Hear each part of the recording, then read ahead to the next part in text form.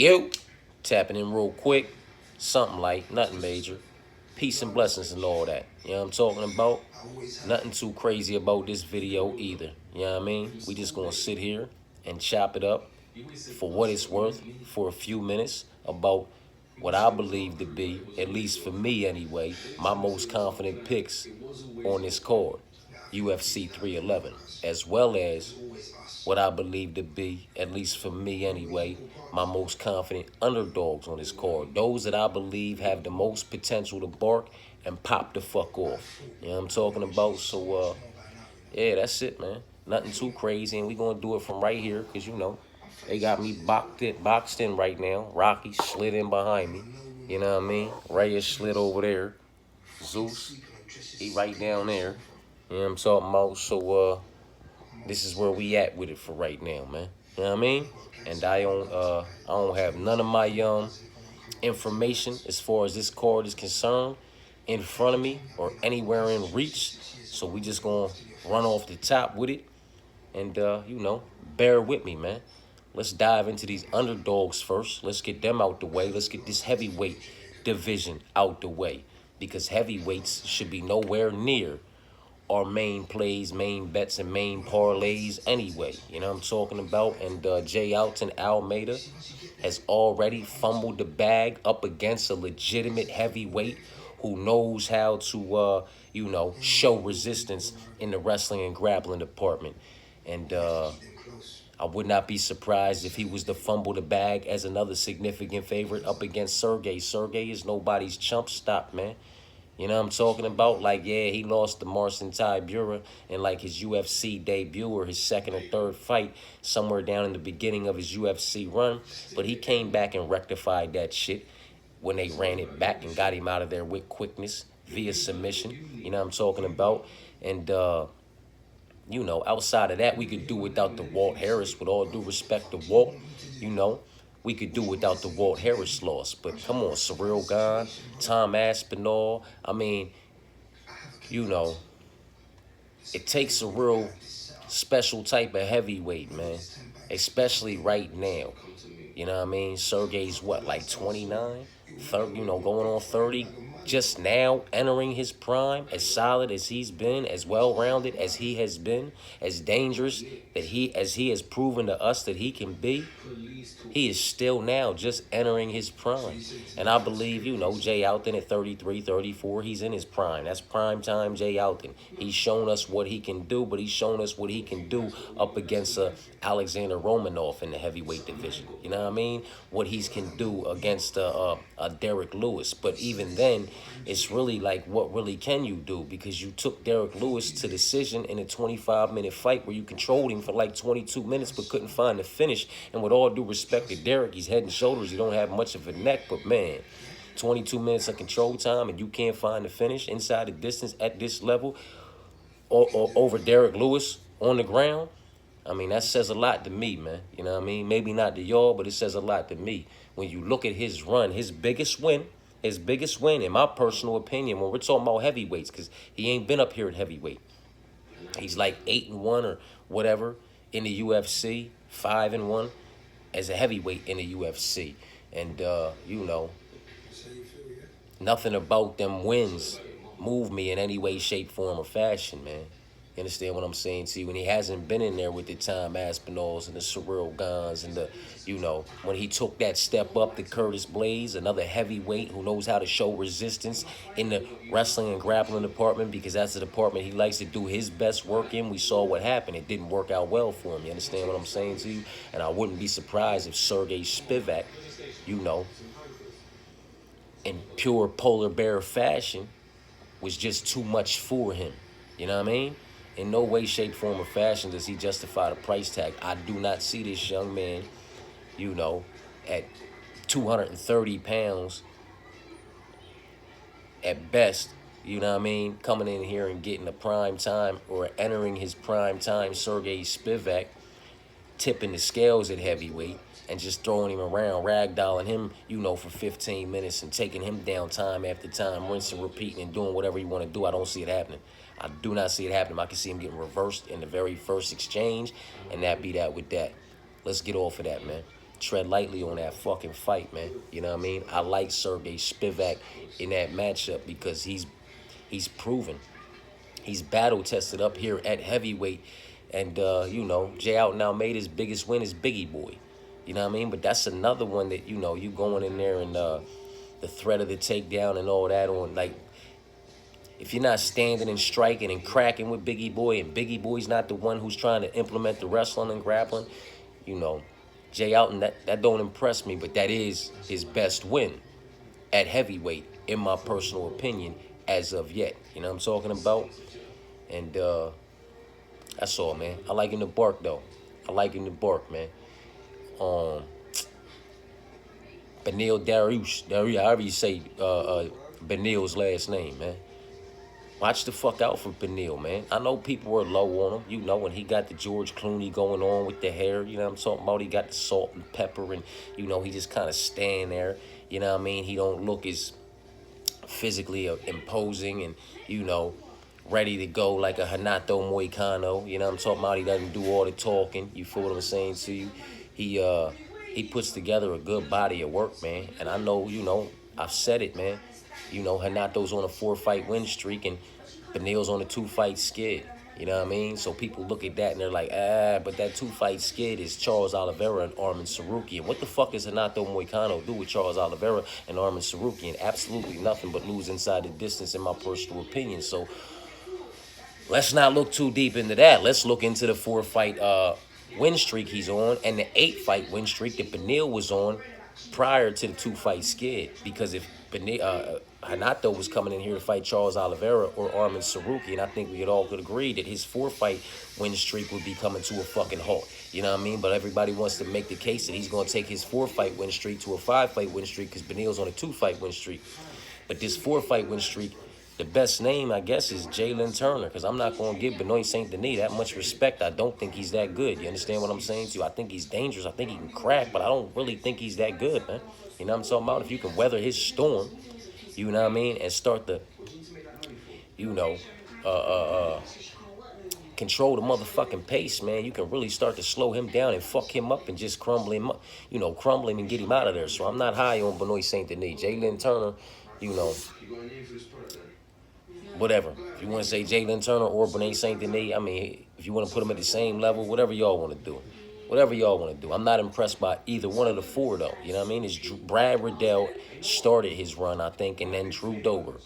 And then it was Jalen Turner and Benoit Saint Denis. And now here we are against Benil Dariush, who took out Thiago Moises, took out Diego Ferreira, took out Matus Gamrot, Matus Gamrot took out Arman Sarukian. You know what I'm talking about? Like, was on his way to fight Islam Makhachev, but Benil Dariush took him the fuck out. You get me? Like, Arman was on his way back to the rematch with Islam, but that got motherfucking delayed because Matus Gamrot beat Arman. You know what I mean? And then Matus Gamrot went to fight Benil Dariush because Benil Dariush was on a 7-fight win streak at the time, turning back the likes of Jakar Close, turning back the likes of Diego Ferreira, turning back the likes of motherfucking Thiago Moises. You know what I'm talking about? Like, and then turning back some wompers as well. You feel me? But he was on a 7-fight win streak. Then he fought Matus Gamrot. He was on an 8-fight win streak. And then for him to get to that title, you know, he had to fight Charles Oliveira. He lost to Charles Oliveira. Arman Sarukian's busy winning again. So now they got to fucking fight. He loses to Arman motherfucking Sarukian. That's his 2-fight skid. I'm not sold that he's just done. He's 35. Hanato Moicano's 35. They're literally days away from each other. I think they were both born in like May. You know what I'm talking about? They're both 35 years old. They're literally days away from each other. One's 5'10", one's 5'11", and they have the same exact fucking reach.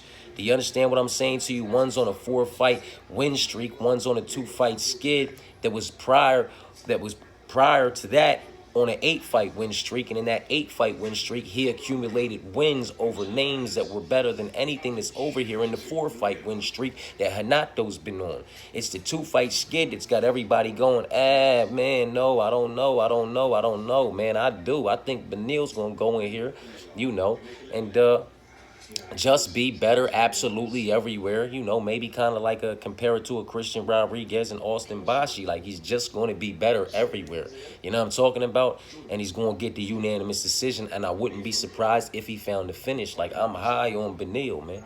You know what I mean? I'm very high on Beneil. I like him. I like Renato Moicano, but I believe the one to be a bit more durable than the other, that's Beneil. I believe one to be a bit more dangerous than the other, that's Beneil. And one might want to say, I don't know that Beneil's really that durable because he's coming off of those 2 losses inside the distance. Man, listen.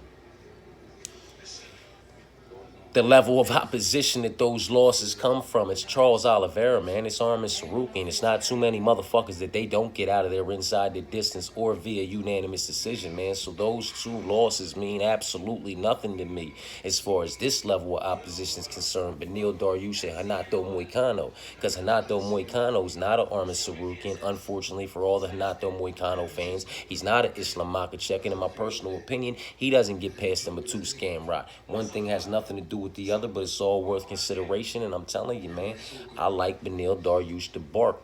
Would I be surprised, you know, if Renato Moicano was able to pull it off in some way, shape, form, or fashion? Nah, I wouldn't be surprised, and I'll rub it in my chest. But I honestly do believe Beneil Dariush to be the better all-around mixed martial artist who's just fucking more dangerous absolutely everywhere and more durable absolutely everywhere. Maybe that durability has reached its expiration date because durability does have an expiration date. You understand what I'm saying to you? I said that when Elvis Brenner was fighting Joe Alvarez, and everybody was on Elvis Brenner talking about how tough he was. He be losing fights until he doesn't. Like, he finds a way to win. Well, you can't bank on durability because durability has an expiration date. So listen, I get it, but I believe him also to be the more dangerous individual and the more well-rounded mixed martial artist absolutely everywhere, man. Like, he's nasty. He's vicious. And them last 2 losses inside the distance, they don't deter me or discourage me in any way, shape, form, or fashion, man. You know what I mean? So, tread lightly, man. Maybe Renato Moicano comes out here and gets it done, but, you know, what are we basing that off of? Momentum? We can't just base everything off of momentum. You understand what I'm saying to you? Oh, he's coming off a win and he's coming off a loss. The momentum's on his side. He's on a 4-fight win streak. He's on a 2-fight skid. You got to rock with it, man, because everything just, you know, everything's lining up for him. Everything's lining up for him against Drew Dober, Brad Riddell, Jalen Turner, who had him out, but, you know, gifted him that fight, and a win's a win. And then Benoit Saint Denis, who, come on, man. Everybody just kind of got overly invested in him because he came up a division above in welterweight, fought Zaleski to a decision, got the breaks, absolutely beat the fuck off of him. And everybody was like, he's a tough kid, man. He's going to be nasty down here. And then he took the O from like the Bomb Fiend brother or something. And it was just very fucking deceiving because the Bomb Fiend brother was just another motherfucking prospect who looked very good outside of the UFC. You understand what I'm saying to you? All this overly investing in these prospects last year cost a lot of motherfuckers, man. And I tried to steer jokers, you know. Nobody wanted to fucking listen, man. You know what I mean? It is what it is, though. These aren't prospects. These are OGs. They're UFC veterans. They know how to get it done. You know what I'm talking about? 35 and 35, 5'10 and 5'11. Exactly same fucking reach. The only difference in these 2 individuals, because they don't really separate themselves significantly as far as the body of work produced, but the only real difference is the level of opposition they've been competing against, because he's beaten the Thiago Moises, Drakkar Kloses, Diego Ferreira, and he's fought the Charles Oliveira's and motherfucking, you know, Armin Sarukian's up here at lightweight, and Renato Moicano has just not. You know what I'm talking about? So it is what it is, and that's another reason why I'm high on that dog. Clayton Carpenter. Would I be surprised if Clayton Carpenter came out here and snuffed the motherfucking decision, you know, from Tagir? Absolutely fucking not. You know what I'm talking about? Tread lightly on that fight. Lucky for me, it checks boxes, all types of boxes. You know what I'm talking about? It's the first fight of the night, and that's one box. There's question marks from both sides. That's another box. That's enough for me. You know what I'm talking about? Tagir's already fumbled the bag as a favorite. That's another box. Strike 3. I'm cool. I don't need anything to do with this fight, man, because I don't need to be mad at myself at the end of the night trying to find somebody else to fucking blame. You feel what I'm saying to you? He's already proven that if he can get taken down and he can't implement his all-around body of work, and the all-around body of work can be implemented up against him, then he will lose. Everybody is not Habib. You know what I'm talking about? Everybody is not Islam, and not even Umar, not Usman. Everybody's not Hamzat from over there. You understand what I'm saying to you? One thing has nothing to do with the other, and everything is not for everybody, man. Tagir is not that guy. Clayton Carpenter may come out here. He likes to implement that wrestling, much like a Tim Elliott. He's much younger than a Tim Elliott, you know what I mean? And, you know, maybe he's able to go ahead and do the same thing. He also lost to Zael Zumagulov or whatever, you know, via majority decision. So let's not act like this kid can't fumble the fucking bag. And the fact that he's been pushed over a minus 300 now, and Clayton Carpenter is sitting at a very juicy plus money number, I'm going to have action on the young scrap, and hopefully he can come through and hold it down. You know what I mean? That number goes up a little bit more. It's just going to be a single play. I don't even have to have him in a parlay on the prelims, but it'll be a single play and an attached leg to a confident leg on the parlays for a little parlay. Maybe it's a 2-legger, maybe it's a 3-legger. You know what I mean? But I'm going to have action on Clayton, man, just based off of principle. In fact, it's been proven. You know what I'm talking about? And like I said, with all due respect to Tim Elliott, because I fuck with Tim Elliott. You know what I mean? You know. What happens if Clayton's able to lock up and secure a couple takedowns in the scrambles, you know? Keeps that volume relatively high and just outdoes him everywhere, man. You know, I think Tagir is the weakest link over there. If I'm wrong, then it's Saeed, but I think it's between Tagir, Ulanbekov, and Saeed Nurmagomedov, man. They are the weakest links between the two of them. I don't know which one's the weakest, but that's just my personal opinion, man. So when it comes to them, you can't never put anything outside the realm of possibilities, man. So, you know, Clayton, Sergey, heavyweight division, you know what I mean? Benil Dariush, you know. I had the Ritter. The Ritter was a dog. I seen that flip now. He's a slight favorite. As I was talking about that shit, you know what I mean? I was talking about how that trend was probably going to continue. He was originally a favorite, then he was a slight dog, he was a pick'em, then he was a favorite against slight dog again. Now he's a slight favorite again at minus 117. You feel me? Wouldn't be surprised if it flipped again going into fight night. That's just how it goes, man. That's how the ball bounces and the cookie crumbles for one like this. But, you know, Kevin's frail, man. Let's keep it funky, man. You got jokers who have the you know, if you look on paper at that height and that reach and all that, you know, he could be a one might think he could be a light heavyweight, because there's there's heavyweights that don't have the height and reach of a Kevin Holland. You know what I'm talking about? But he cannot fill out that fucking frame for the life of him. He's just one of those individuals, man. You know what I'm talking about? He just doesn't fill out, man. He's too small for 185. Look what these dudes do to him up there, and I get it. Like I said, I know it was the Roman Delitzis, the Marvin Vittori was the top of the heap. You know, it was individuals that would do it to a lot of the other individuals as well, but they're just big, man. You know what I mean? A lot of these middleweights could be light heavyweights, as has been seen when they move up. You know what I'm talking about? A lot of these welterweights could be middleweights. You know what I'm saying? It's just,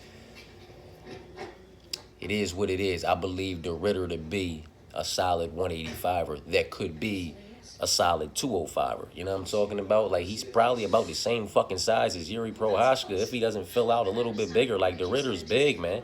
The Ritter's big. He is a legitimate middleweight, and Kevin accepts positions too much because he's too confident in what he's able to do from those positions. The Ritter's just, I think he's going to be too much, too overwhelming. He's not a dog anymore, but if he ends up being a dog again, that's why we put this in there. You know what I mean? We could also put it in there as a piece of confident picks, man, because I'm confident in the kid. You know what I mean? With all due respect to Kev, I don't know how Kev gets it done. Maybe he locks up a submission. Maybe he wraps them long limbs around motherfucking the Ritter, and is able to motherfucking, lock something up. Maybe he gets something locked up on him and, submit it in his own right. Who the fuck knows, man? But that's one to watch out for, man. Marab, man. And Marab, when he got his little custom shorts, the way he was talking, like, oh, man, I'm so happy I get to fight in these on Saturday night and I can retire. Like, oh, man, and he just kept going, but not about anything else. Or as far as the retiring part, just kind of threw that the fuck out there. I'm kind of lost, man. Like, maybe maybe he's coming out here and he feels like he's done enough. You know what I'm talking about? He's old enough in his motherfucker going into his mid-30s. He captured the belt, but he wants to defend the belt to be, considered a real champion. You know what I'm talking about? And why not defend it against the Nurmagomedov undefeated, possibly snuff a O from him, put a loss in that motherfucking column, and retire like that, man. Who knows? I don't know, man, but if we being honest with each other, we know the activity is going to be on Merab's side. You know what I mean? It might be Nate Diaz-esque activity where he's just kind of pity pat, but he's still touching you. He doesn't sit down on him the way that Nurmagomedov, and he doesn't pick him the way Nurmagomedov kind of picks his shots, man.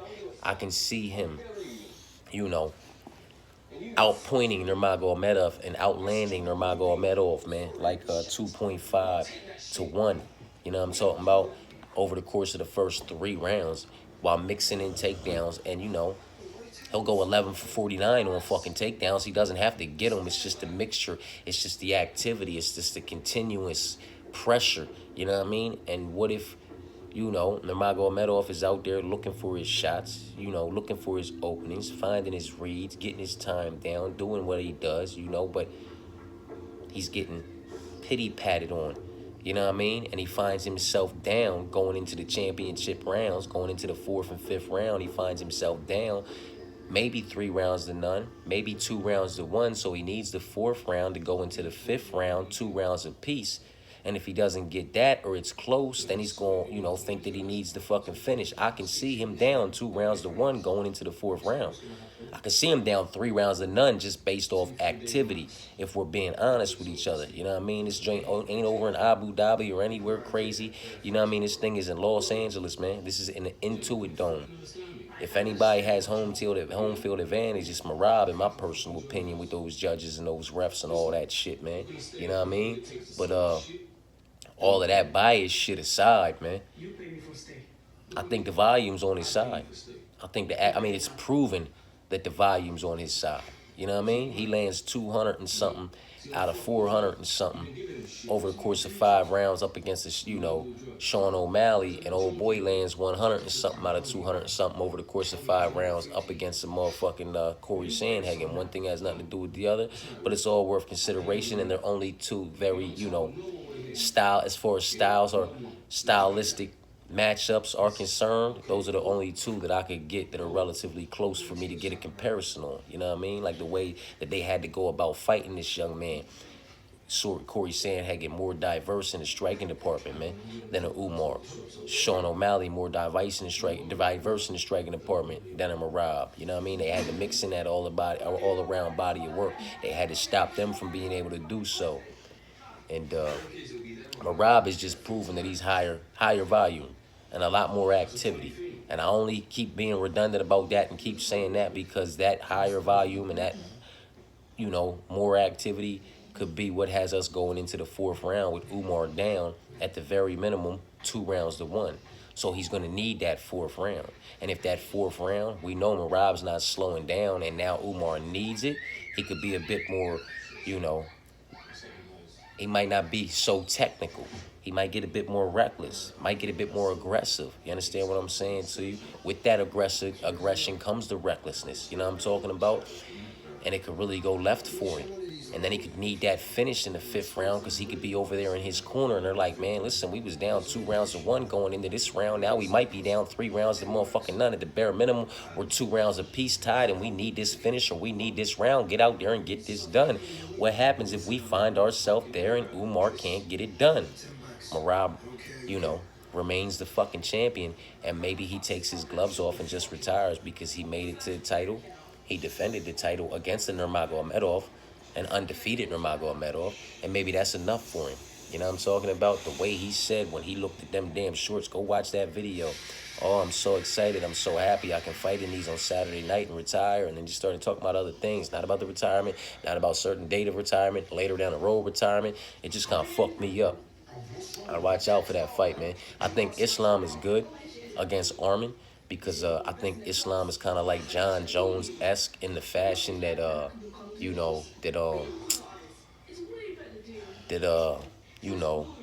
when he fights you in a rematch, especially one that was highly competitive and closely contested, and everybody's talked about how it was the, toughest fight of his life. He's going to get you out of there inside the distance via submission or KO. He's going to find the finish to get you out of there and separate himself from you and just dead all those question marks. You know what I mean? Like John Jones. That thing was close with Gus. That thing was close with Gus. Close with Gus. Got Gus to fuck up out of there next time. That shit was, he went to the cars with Cormier. He got Cormier to fuck up out of there next time. That shit was close with motherfucking Reyes. I promise you, if he fought Reyes again, he would get him the fuck up out of there. But that shit never happened because Reyes, lose, and then John was going. You know what I'm talking about? But it is what it is. I think Islam is solid. I think he's good to go. I think he's as good gets. You know what I'm talking about? Umar, not so much so, man. God, tread fucking lightly with Marab, man. And not so much so. I think Benil's going to bark. Kevin, not so much so. I think the Ritter's going to bark, but now he's the favorite. You know what I'm talking about? You got to watch out for these motherfucking fights, man. Jay Alton, watch out for him, man. I think Sergey might bark. It's the heavyweight division. He doesn't do good. Well, he hasn't done good when he's taking a step up against heavyweights that show resistance in the wrestling and grappling department. You know what I mean? That's his one loss. Sergey's a legitimate heavyweight, man, and he will show resistance. You understand what I'm saying to you? And he's not afraid to, be your huckleberry neither. You know what I'm talking about in that department. He'll fuck with you. You know what I mean? If you want to fuck with him. And if you want to not fuck with him because of the threat there, I don't think you want to stand and bang with him. I think Sergey's too diverse in the striking department. He can knock out Jay out now, maybe. You know what I'm talking about? Tread lightly. I think Renya is good. Renya is going to reach a speed bump. You know what I mean? He's going to reach a roadblock. He's going to reach his ceiling, but it's not in a Mewin. You know what I mean? With all due respect to a Mewin, it's not in a Mewin. You know what I mean? I think Renya's good. I think Bogdan's good. You know what I mean? Old boys look good up against who old boy Billy has looked good up against, but I think Bogdan's going to body Billy Boy, man. Maybe that's just me. Maybe Billy Boy bodies Bogdan. You know what I'm talking about? I've been wrong before, man. I'll be wrong again. You know what I'm saying? But I think Bogdan's good to go. You know what I mean? Carol, not so much so. I watch out, man. I like Carol. My original gut was Carol, but something about that motherfucking Aylin Perez, man, just tells me she might squeak this one out in a controversial split decision or something like that. I hope I'm wrong. I hope Carol wins. You know what I'm talking about? I have no problem with being on the wrong side of a women's MMA pick, and I hope I am, to be honest with you, man. But my gut kept just pushing me and telling me Aylin, so I rocked with it, you know what I mean? And I could see it happening, you feel me? So I'd watch out for her, you know what I mean? I would watch the fuck out for her, man. Listen, I like Zach. So we got to talk about Zach. I like Zach, man. Zach's a plus 170 underdog now. You know what I mean? I like him. And I like him at plus money. I get it. Azamat, I don't know how to say his last name, so I'm not going to butcher it. If I'm not mistaken, he was or is, and he vacated the, current middleweight LFA champion of the world. You know what I'm talking about? And so we have an LFA champion that vacated his title or something like that to come over here on short notice and get his foot in the UFC door. Nothing about that impresses me in any way, shape, form, or fashion. I think he won the LFA title by beating up fucking Dylan Butka. You know what I'm talking about? Fucking Dylan Butka. Come the fuck on, man. I know y'all remember Dylan Butka. Dylan Butka, for no reason, was a favorite over Cesar Almeida when Cesar Almeida made his UFC debut. Even though Cesar Almeida, got the finish on the Contender Series, if I'm not mistaken, he was still an underdog against Dylan Butka because Dylan Butka had the wrestling. You know what I mean? This is the one that the boy MMA guru said, man, if this wrestler with these credentials can't come in here and just ragdoll this kickboxer around, I quit. I'll never make another prediction again. You know what I'm talking about? Lying ass.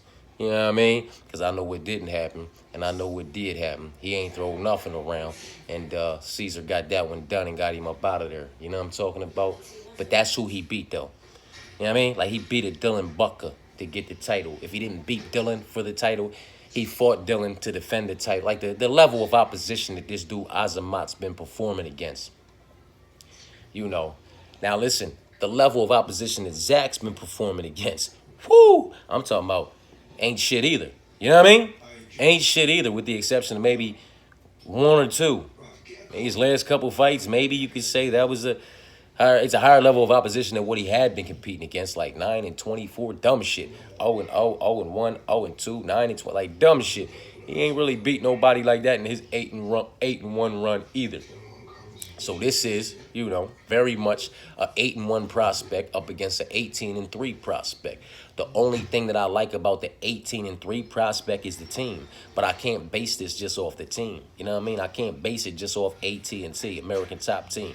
It's a solid team, solid game plan. You know what I'm talking about? And they'll have you properly prepared for your opponent. But I can't rock with you just based off of that. There's a lot of people from American Top Team that ain't worth shit. You understand what I'm saying to you? There's a lot of people from a lot of teams that ain't worth shit. So I can't just base it off that. I got to base it off the body of work produced or lack thereof, what I've seen. When I go and I do my homework and my research and I watch their fights, you understand what I'm saying to you? What I see when I see them fight another motherfucker that might, present the same kind of motherfucking problems that the motherfucker they getting ready to fight possesses, and see how that motherfucker played out for him. You know what I'm talking about? He's 18-3, man, and he's sloppy as fuck in my personal opinion. You know what I mean? His entrances for his takedowns ain't worth a fuck. You feel me? One would like to think, I guess he does his best body of work on the ground, you know what I'm talking about, with the wrestling and the jiu-jitsu, you feel what I'm saying to you? Because when you saw him over there in LFA up against other individuals who did their, best body of work on the ground in the wrestling, grappling departments, or as jiu-jitsu practitioners, that's when it was like, oh man, they're both so good here. Now we get to see how good they are on the feet. We're going to see a striking match, and the shit was fucking sloppy. You know what I mean? The way all this was just up in the air, and the way he just leaves the openings, and he's just there to be fucking cracked. You understand what I'm saying to you? Somebody like Zach with a 7-inch reach who pops the way he pops. I mean, he possesses a pop in each and every one of his individual shots. He's fucking dangerous. And if you want to wrestle fuck him, he's going to snatch up a motherfucking limb. He's going to snatch up a front choke. He's going to snatch up a guillotine. Much like a Joe Alvarez or a Julian Erosa. He's very fucking dangerous in that way with those long limbs. He's got a 77-inch reach to Azamat's 72-inch reach. He's got probably a little bit of a height on him, too, if I'm not mistaken, which works very well. The height works very well for the kicks, which he's going to implement, and his kicks are fucking vicious, and I can see him whop right to the fucking body of Azamat, you know what I'm talking about? I can see him cracking him down the pipe, you feel me, with that 6-inch reach that he's going to motherfucking possess. He hits harder. You know what I mean? And I believe he's a lot more dangerous. And the body of work that I've seen him produce, granted, it's been up against who he's produced it up against. I feel like it's a better body of work produced all around. A more dangerous body of work produced all around. And a more, more reliable. You know what I'm talking about? More consistent, more dependable. Like, I just like everything about Zach in this match. Azamat is fucking sloppy. I do not like him. I do not like him. You look at somebody like that fight, and it's like, how the fuck are they 18-3? And then you realize they're 18-3 because of who the fuck they're 18-3 up against. Much like what was the one ball? What's the one ball, man? I can't think of his fucking name, man. You know what I'm talking about? And it was like he came into the UFC 8-0. You know what I mean? And everybody thought he was going to do something. And I think it was Chepe Mariscal, my baby, that took the O from him right before he, judo tossed the next opponent and snapped his fucking arm because he tried to, improperly tried to stop that motherfucking, just roll with that. You shouldn't have tried to stop that, snapped your shit, and that's what you get. You know what I'm talking about? But I can't think of the one boy's name that Chepe fought and took the O from. But it's like, how the fuck was he ever 8-0? He's just sloppy. He's 8-0 because, he was able to get off on who he was able to get off against, man. Shoo! This motherfucking fight card, boy. This motherfucking fight card. Islam Makhachev, Rinya Nakamura. You know what I mean? And they're two, significantly priced, but they're two of my most confident picks on the card. Bogdan, Gustav, you know what I mean? Guskov, however you say Bogdan's name. So Islam, Rinya, and Bogdan. That's my three right there. And then I'm tripping. Jamal, you feel what I'm saying to you? I like Jamal. I like Jamal to get it done. I like Jamal to catch. We probably might even not even say nothing about that one, huh? I like Jamal to catch. And yeah, I said the Ritter was probably almost the size of a motherfucking Yuri, but I never talked about Yuri and Jamal. My bad. Motherfucker ain't got nothing in front of me, man. Um, I like Jamal, man. I like Jamal, and Jamal being priced the way Jamal is priced right now, that brings everything, you know, to a good plus money number. Because, you know, Renya, I believe, is the biggest favorite, currently sitting at minus 500. You know what I'm talking about? Then Islam, right around the minus 400. You know what I'm talking about? 385, 395, something like that. Bogdan, up in the 300 zone. You feel what I'm saying to you? The Ritter and Jamal, they're down in that minus 117, minus 112 area. So they really start to boost shit. You feel what I'm saying to you? And, man, I really like them motherfuckers, man. I really like them motherfuckers, man. Of course, there's Peyton. You know what I mean? But Peyton's like a minus 1450. I try not to get too much into putting these significantly priced over the minus 500 money line, minus 800 and all that shit in my most confident picks, because it seems that more times than not, one of the more significantly priced motherfuckers over that minus 500, or just, you know, ridiculously priced for absolutely no good reasoning, they're the motherfuckers that, you know, they're the motherfuckers, one of them fumbles the bag. You know what I mean? Last week, I think it was number 5. You know what I mean? I think you had Fatima was number 1 at minus 900, biggest favorite on the card. Narulo, number 2, minus 700, biggest favorite on the card. Jacoby, number 3, like 6 something on the card. And then Tulio, number 4, was like minus 5 something on the card. And then Magomed Godzui or however you say his name, he was number 5, like minus 295, minus 300. He was the 5th most biggest favorite on the card. You know what I'm talking about? And he fumbled the bag, and he cost me all my motherfucking almost all my. He cost me all my prelim parlays.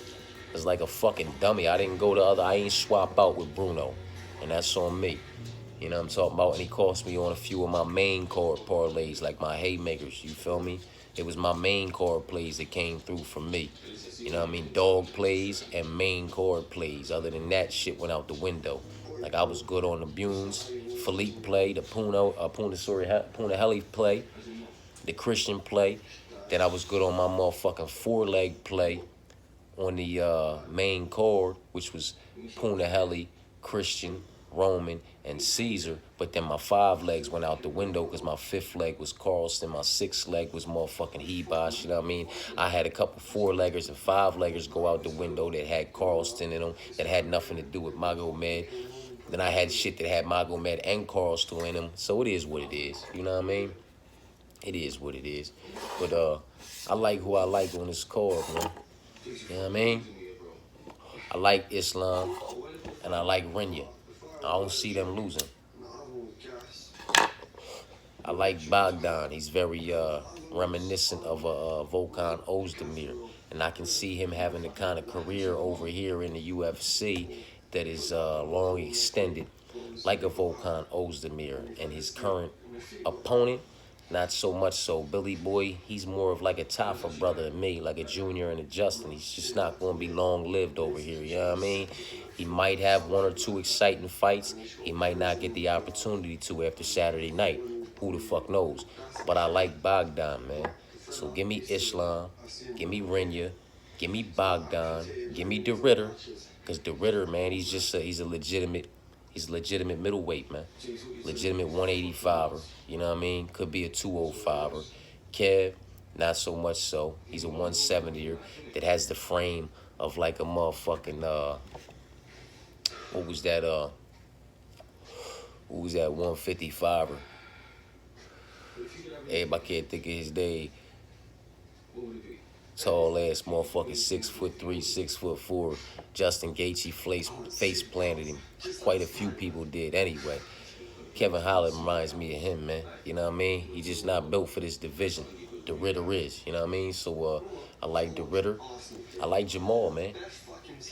Yuri, you know, we picked Yuri to beat Alexander Ratchik, you know what I mean, just because we knew he could. Alexander Ratchik could get pulled into that kind of a fight with Yuri that he doesn't like to be in. And when that happens, I said it, you know, Yuri's going to pull him into the kind of fight that he don't necessarily want to be in. And when that happens, and then wild shots start to going off, man, more times than not, Ratchik's going to crumble and Yuri's going to be there standing. And that's what the fuck happened, man. Maul's not that guy. Maul's not that guy. Maul fuck him up. Maul gonna fuck him up, man. I think Maul's gonna fuck him up. I think Maul's gonna put him to sleep in brutal fucking fashion. You know what I'm talking about? I think he's either gonna catch him with a counter coming in and fucking just sidestep and watch him face plant, or he's just gonna catch him down the fucking pipe, catch him in an exchange. But I think Maul's gonna fuck him up. I think Yuri's gonna turn into a wrestler. He's gonna want to wrestle. Maul's gonna be able to keep this shit upright. And I think it's gonna be a fucking fight, man. You know what I mean? I like Maul, though. I like Maul. Anybody who's on all the favorites, you know, as far as like Islam and Umar, you know, Yuri when he was a favorite and all that type of shit, Tagir and all that, there's multiple parlay options all over in little clips that I posted 3 and 4 fucking weeks ago when their money lines first dropped. So they're not going to be the same payouts, but all those parlays, as far as all the favorites concerned, they're either on my IG, UFC, FSMMA, UFC parlays, or they're all in little 16, 15, 60-second little videos written the fuck out, maybe with some music behind them on the motherfucking where the videos be at. It's gonna be a bunch of them written out on the community wall too. I'm gonna do the parlay video a little bit later on for y'all. I was cooking up in the kitchen, you know what I mean? I was cooking that motherfucker up for y'all, man, all night. Prelims, main card, whole card, haymakers, Hail Marys, all favorites, swap out options, dog plays, everything in between. You know what I'm talking about? We gonna get into it, man. But, damn, I don't got the joint in front of me, man.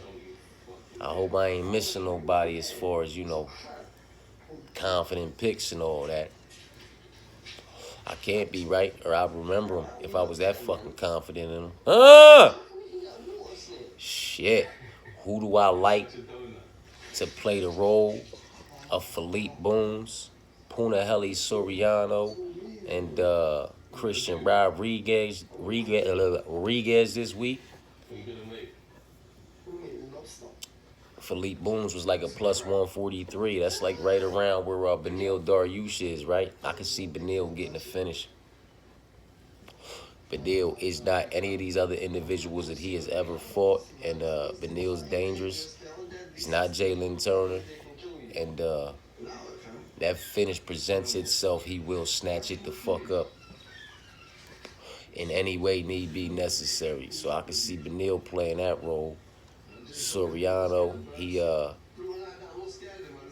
knocked out old boy at what, plus 170, and he got him the fuck up out of there relatively quickly.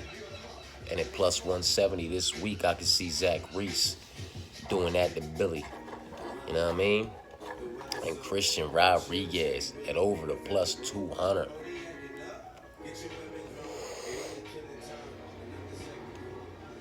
That's either going to be Merab Dvalishvili, Clayton Carpenter, or Sergey Spivak. I picked 4 dogs last week, 3 of them barked. I got quite a few this week. Some of them, they're not dogs anymore. So I guess I got 4 dogs if I'm not mistaken. We're going to see who barks, man. I do my best to grab the ones I feel like have the most potential to bark. And if we're being honest with each other, that's my Rob via decision. You know what I mean? That is Sergey Spivak. In any way, shape, form, or fashion, to be honest, man. I do not know. Because Polar Bear could smother him and get him up out of there. You know what I mean? Beneil.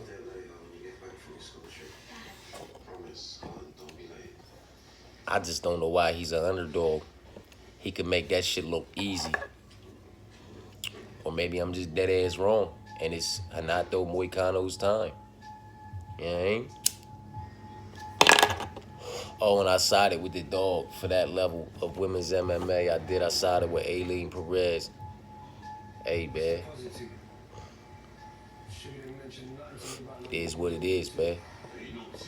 See what that little 5-pack come out to. And then see what that 6-pack come out to when you put Zach Reese on it, man, and parlay that shit up. In my personal opinion, something like you ain't gotta go crazy, you know what I mean? That 5-pack, you can put $25 on it, and that 6-pack, you can put 20 on it, you know what I mean? And, you know, shake them dice and see how they lay. You know what I mean? Rinya, Islam, Bogdan, the Ritter, and Jamal. And I'm talking about, I don't know what that 5-pack will get you right now because I can't punch that shit in, but I'm going to throw something on that 5-pack. Put that 5-pack together. Rinya, Islam, Bogdan, the Ritter, and Jamal, right? And then toss a 6-leg in there. Plus 170. Plus whatever Zachary Reese is right now is a dog. And watch him bark and watch that motherfucking parlay go fucking crazy for y'all. You know what I'm talking about? Because that's like a minus 500. We'll just round up. Minus 500 for Rinya. Minus 400 for Islam. We'll call it a minus 350 for Bogdan. A minus 125 for the Ritter. And a minus motherfucking, we'll call it a 125 for Jamal, even though I think it was like around a minus 112 and the Ritter was around a minus 117 and Bogdan was like a minus 305 or something. We just gonna round up. So minus 500, minus 400, minus 350, minus 125, and minus 125. Parlayed together is 5 legs. I know that's giving you a nice plus money number. You know what I mean? Drop something on that and then do that, toss in that plus money number with Zachary Reese as your 6th leg to boost that parlay through the motherfucking roof and drop a little something on that, man. Something like nothing major, man. Roll them dice and see where they lay, or not. You know what I'm talking about? I like who I like, though. And everything else, dog plays, man. At some of these money lines, you don't have to be greedy. Just drop. You out here parlaying motherfuckers up for plus 189, plus 259. You know what I'm talking about? You don't have to be greedy. You could just take Marab as a single play. You know what I mean? You could take some of these individuals as single plays and just drop what you gonna drop on him like that. You know what I mean? So it is what it is, man. Something like nothing too major, man. My bad, this shit wasn't a little bit better structured. I don't got nothing in front of me. I'm burning down this motherfucking pink gushers right now. That's that motherfucking triangle kush and that gelato 41 mix. You can't go wrong with that. I fuck with both of them. And you smack them both together and you gonna call it pink gushers? I don't fuck with gushers. But I fuck with this. You know what I'm talking about? And I fuck with some sour watermelons and some Sour Patch Kids, but I ain't fucking with no gushers. But the pink gushers, this strain, that's something different, man. You know what I'm talking about? But after all that unnecessary shit I just drug y'all through, right? Those are my top 5, man. As far as, these favorites go, man. My most confident 5. Give me Rinya. Give me Islam. Give me Bogdan. Give me the Ritter. Give me Jamal.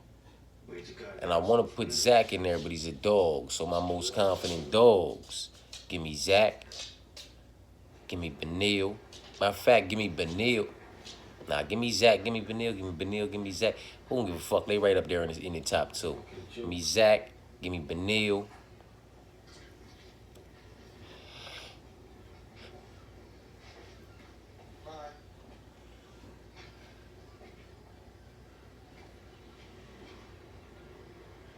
I'm stuck between Sergey and Marab. Give me Marab, give me Sergey, give me Aylin.